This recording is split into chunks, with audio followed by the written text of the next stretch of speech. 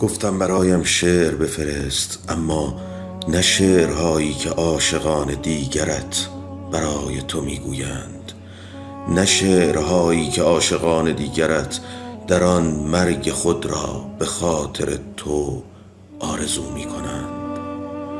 گفتم برایم شعر بفرست و حالا میگویم هر که شعر خوبی گفت برایم بفرست، حتی شعرهایی که عاشقان دیگرت برای تو میگویند. میخواهم بدانم دیگران که دچار تو میشوند تا کجای شعر پیش میروند، تا کجای عشق، تا کجای جاده‌ای که من در انتهای آن ایستادم.